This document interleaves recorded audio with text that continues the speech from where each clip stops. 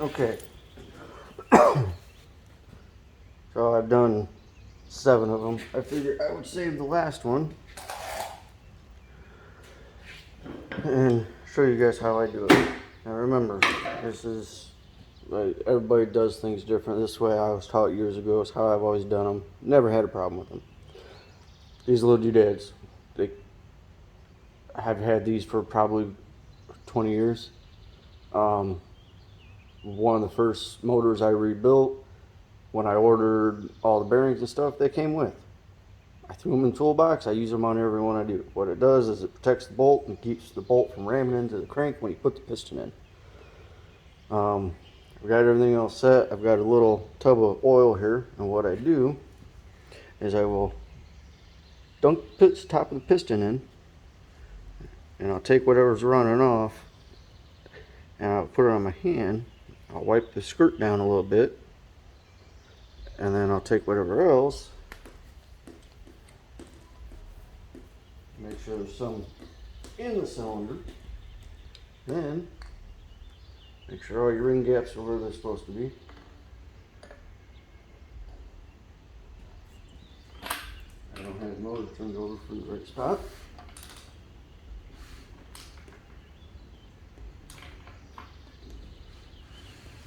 There we go, that's better. And got it.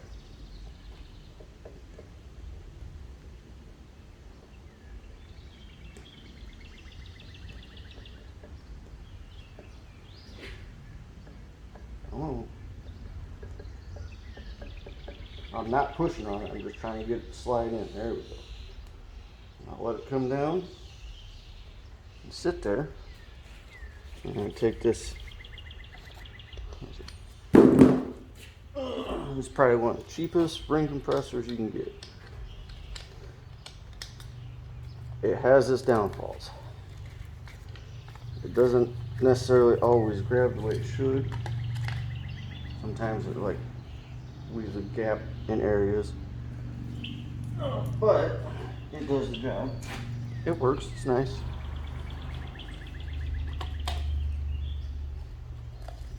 Tighten it up, make sure you hold it down. When I get closer, I will push the piston back up some.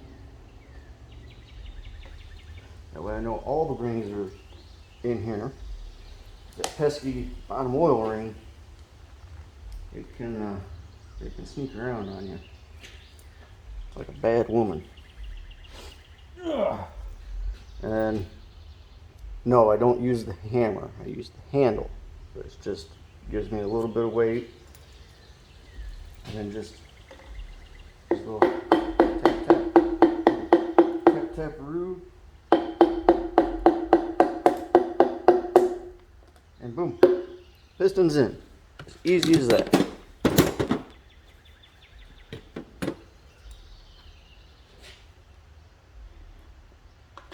Now we'll tap down. And then if I can have the rod over as far as I can to clearance the wall. And then, let's see here. Oop.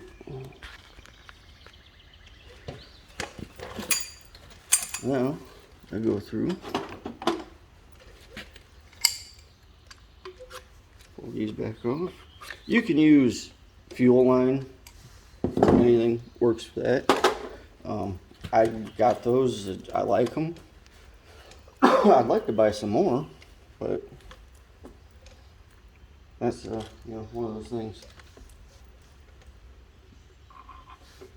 I will make sure there's not a bunch of crap on my rod. Yes, I'm very dirty minded. And this one's kind of a pain in it, but I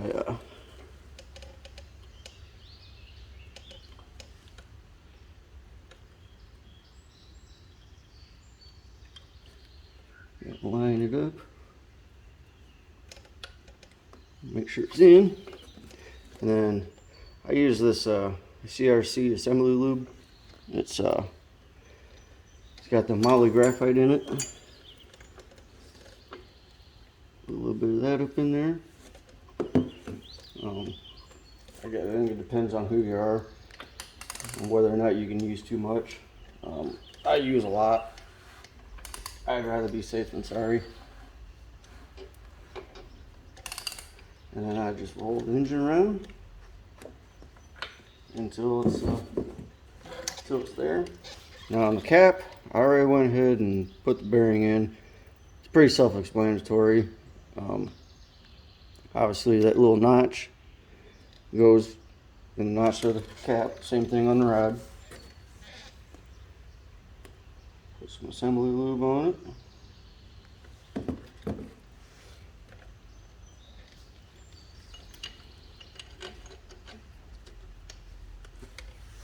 And then I will just give it a couple of taps to make sure it's not going to fall off when I go to grab the hardware.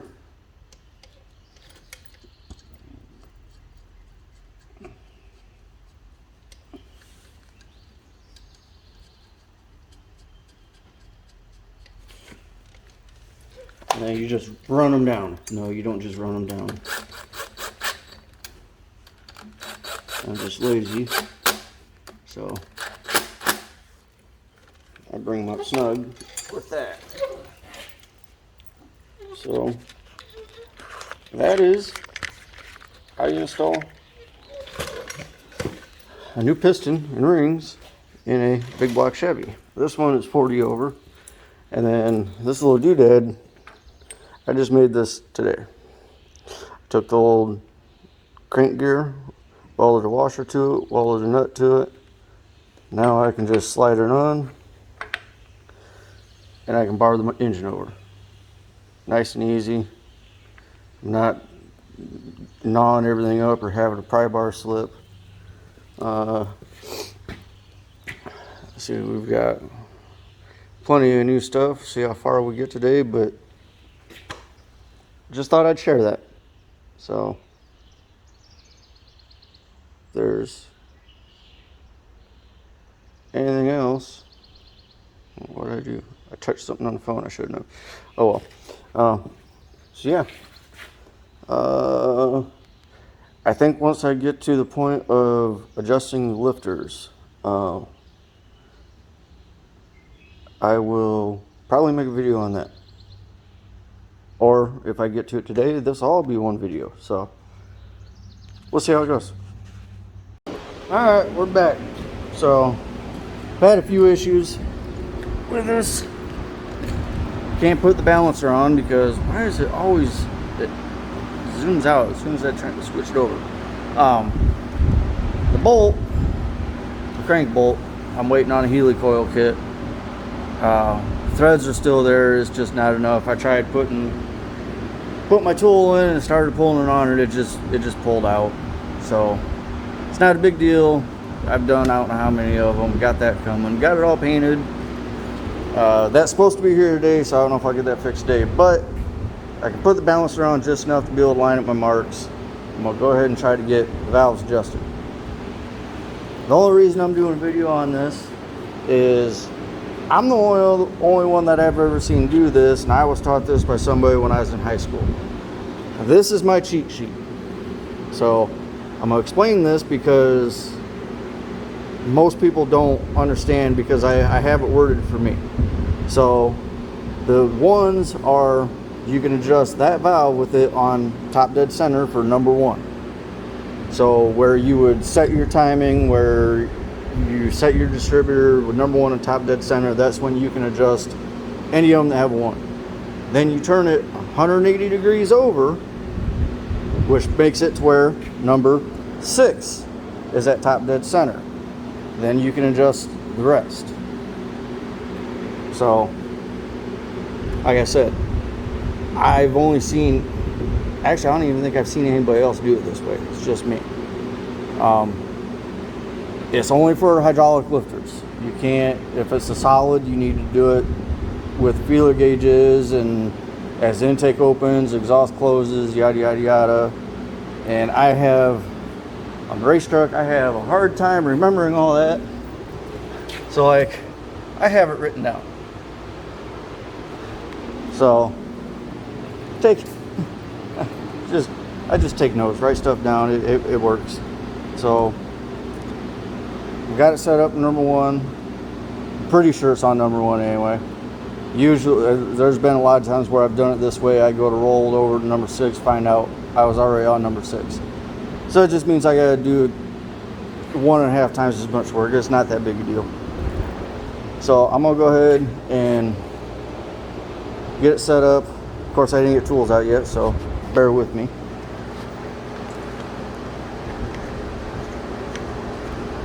I can edit this out, right?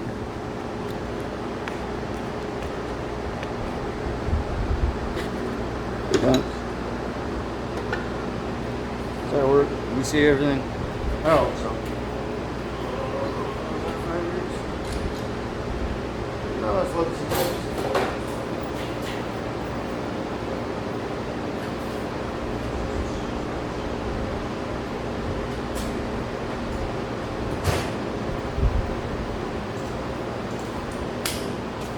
So, that being said, number 1.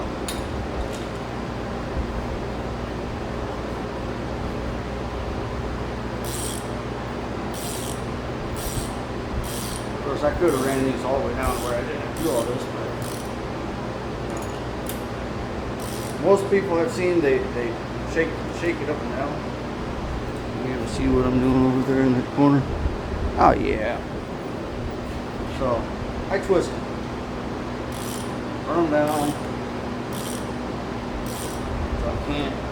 That's why I don't have the intake on yet. There's some of them I can't do. So I'll run it down. Okay. I can still twist it.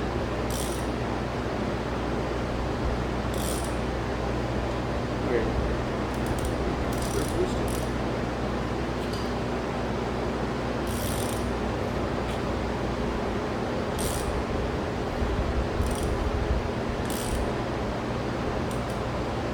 I'll run it down to where I can't twist it anymore. And then I'll back it off where I can twist it. And I don't have any up and down. Does that make any sense? I hope so, because I'm not a very good teacher.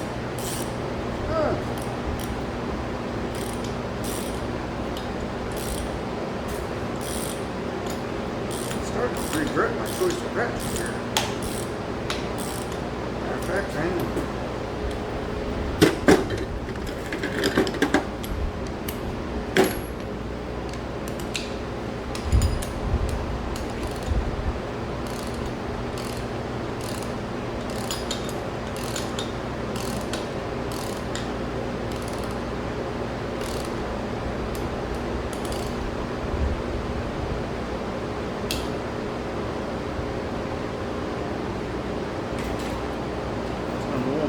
3, I can do exhaust. And that's, you need to know, exhaust is the one that's lined up with an exhaust port. Intake is lined up with an intake port. Harvey must be the one that says if you don't know how to tell the difference, you probably shouldn't be doing this. But everybody deserves a chance to learn. And you're not going to learn if you don't try.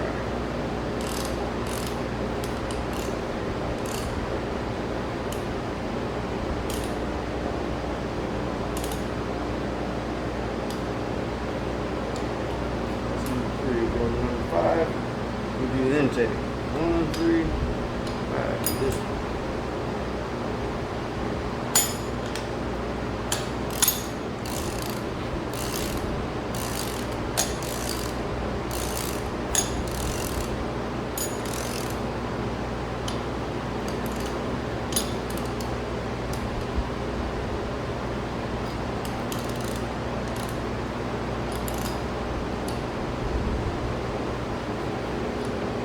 Seven.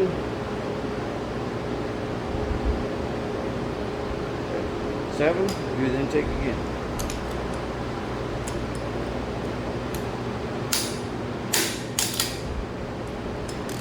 I need an extension.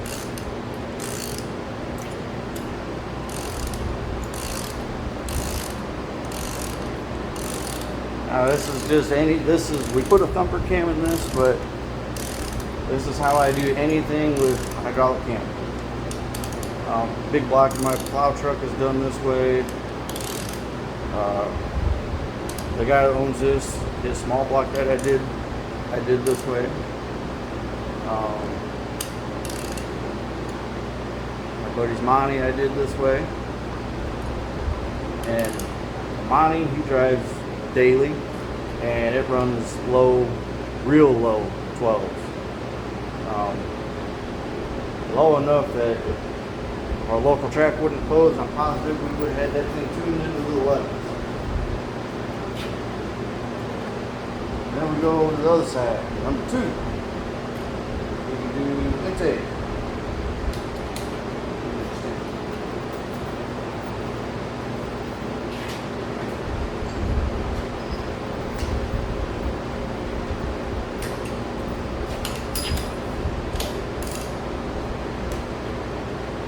There we go.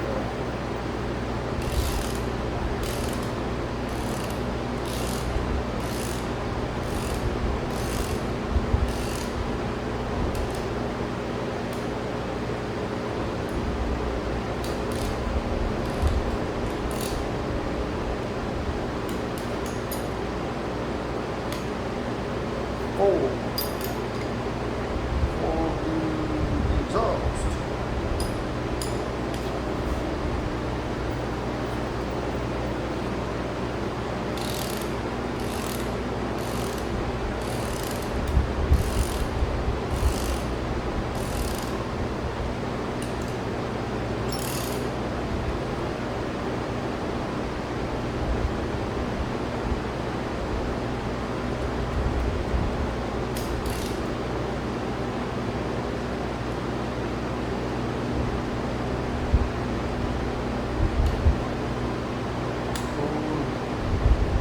Six, can't do anything on it, so do that with it.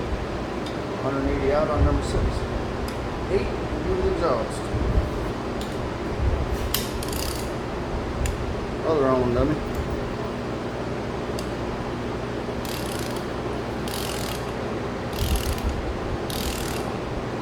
I don't know how other people are.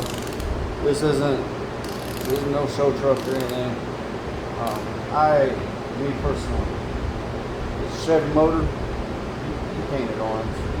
Don't go painting it nasty interior, or, say you can dig it. We ain't, and I'm not making fun of you guys. I like this shit. I don't get painting the motor a cream color. Motor's gonna leak oil eventually. Yes, you'll be able to see it, but I like orange. You open up the hood, pow, there's the motor. That's badass in my terms. Now we're gonna spin it over. Oh yeah. Get the fingerprints all over that nice freshly painted bounce. Okay. Now we're 180 out.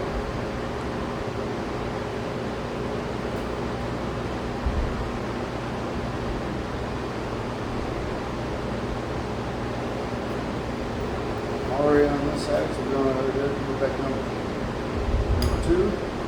And yes, this one's tight, so I shouldn't be able to do anything with it. However, I still check it. The sheet says number 2 I can use exhaust. And yes, I could go through like loose. I like to be sure, check it off. I hadn't thought about taking this and maybe get it laminated. Helps if I grab the right push rod. Everybody makes mistakes. That's okay.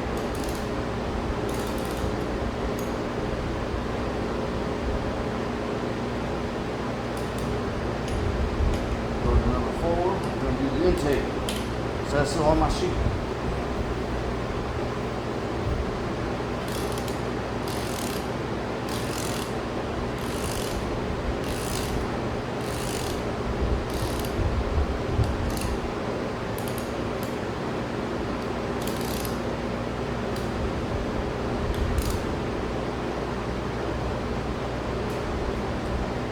6. We need both. Both of them. Both of them? Both of them.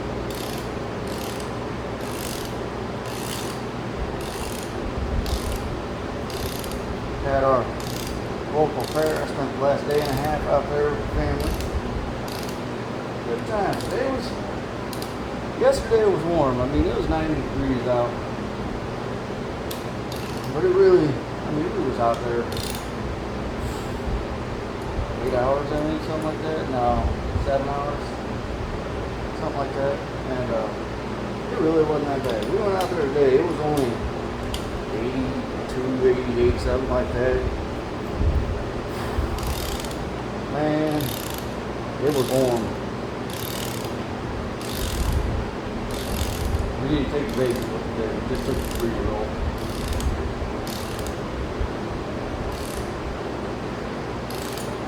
Walked around the fair and got unhealthy, fat, sick, full off the fair.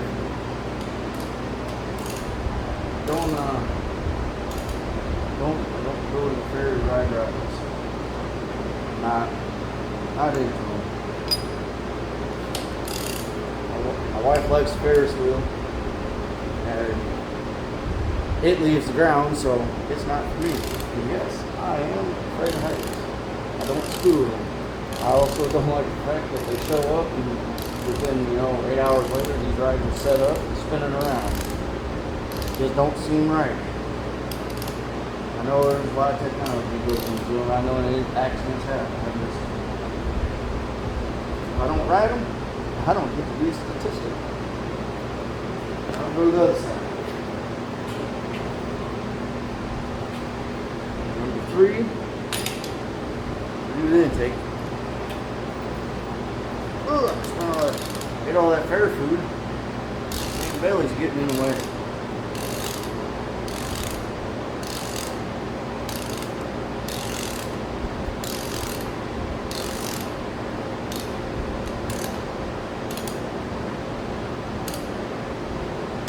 More than likely, what I will do is I will get this thing fired up, break the cam in, and once I do that, I'll probably go through and readjust it. 5, we're going to do the exhaust.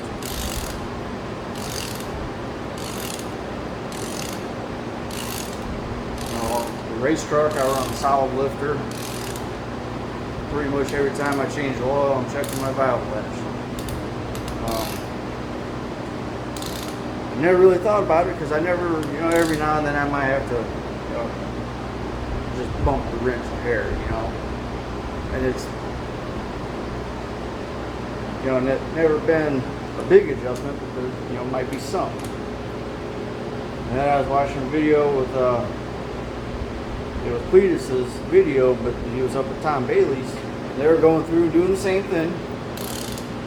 And I learned something from that one. It's kind of nice when you learn something. It said, when you're doing that, just, if you check them and they're more than 1,000, or, no, what do you say? 2 to 5 thousandths difference.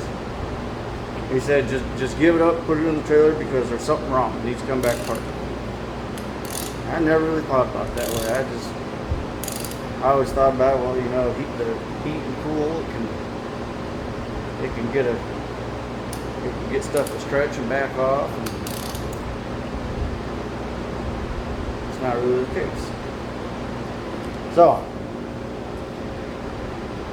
that's it.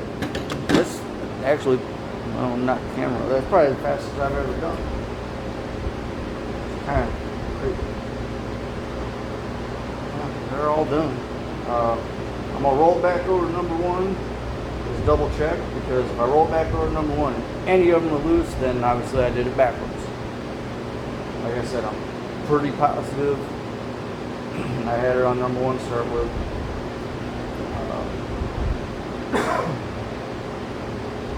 Yeah. So, this gas is pressed out.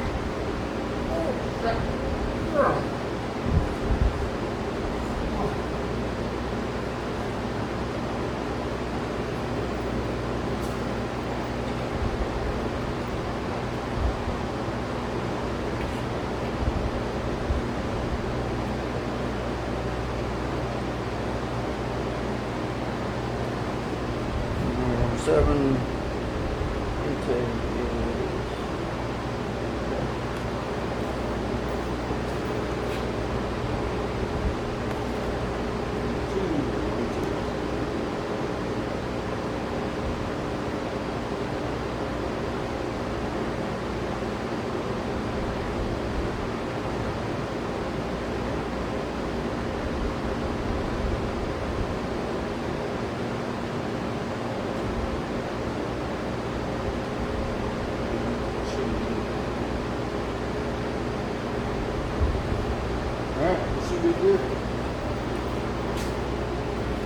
So with that being said, everything's adjusted. I can go through, I can finish clean, I can clean up where I painted. I can get the intake on it. I believe we're putting a new water pump on it, so I'm not going to bother with that. It's somewhere, I think it's in the truck. But that thing's filthy. I got to cut the headers off the truck because somebody welded the damn. I hate it when they do this. They welded the damn headers to the exhaust. I don't. Yeah, it prevents. Well, theory is it prevents it from leaking. So let's take a walk out here because their theory that it prevents it from leaking is bullshit, because down there where it's welded back together, whoever welded it sucks, and it's got a bunch of pinholes in it. It leaks like crazy. So I just pressure washed under here, got a bunch of the crap off of it. I'm gonna let it sit and dry out, see, maybe I'll do it a little bit more. Need to look into it. We're getting a little bit of water in on the floor and I'm not sure where it's coming from. So yeah,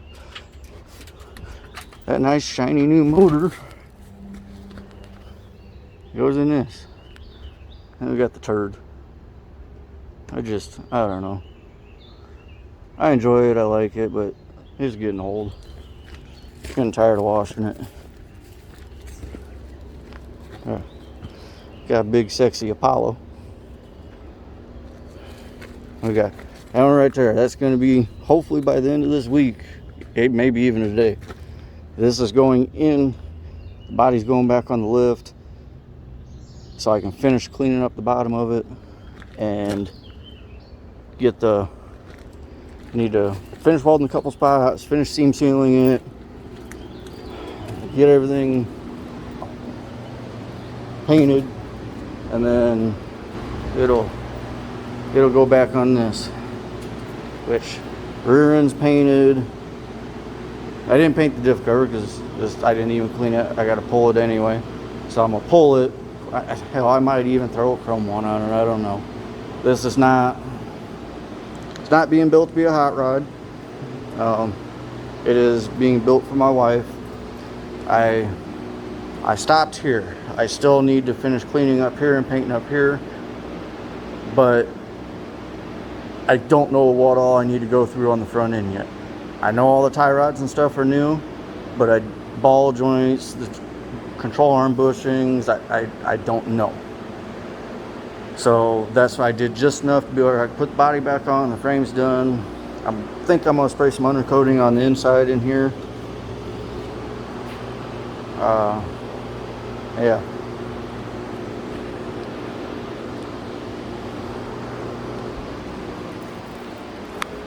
So took the intake that looked like crap, sandblasted it, and I clear coated it. I didn't sandblast, I had the other guy sandblast it, but clear coated it, and that's how it came out. And quite frankly, I think it looks pretty good. It made it look almost like we painted it gray, but I don't know, it's different. See how it holds up. Supposedly, I didn't even know this stuff existed. I was actually just getting paint for the engine, which I cleared the engine too, because, well, this stuff is actually engine gloss clear, rated for up to 500 degrees Fahrenheit. So I think that's about it. Well, touch back going on. Remember, it may not be the right way to do it, but it does work. It's how I do it. Y'all can do it your own way. There's more than one way to skin a cat, but if it was easy, everybody'd be doing it. And well, if I'm doing this for someone else, then everybody ain't doing it. So that's all for today. All right, I'd like to come back. One real quick thing. I promise it ain't gonna take long. Intakes. I put a little bit of silicone around the water jackets. It's mainly to help hold the gaskets in place so they don't move around. And also we had an issue on the Monty where that's where they were leaking. So we go a little bit heavier on it, not much, just to be safe. Now, you guys may have already seen it, but these right here, junk. I've never used them. Put about a 1/4 inch silicone across the china walls. A little heavier in the corners. I got a little too much on here, which is just right. But it's how I've always done them. I've only had maybe 1 or 2 leak. And it's just so much easier. Anytime I see somebody use those rubber ones, they leak. This is how I do them. If you want to touch back, show that part. That is all. Good day now.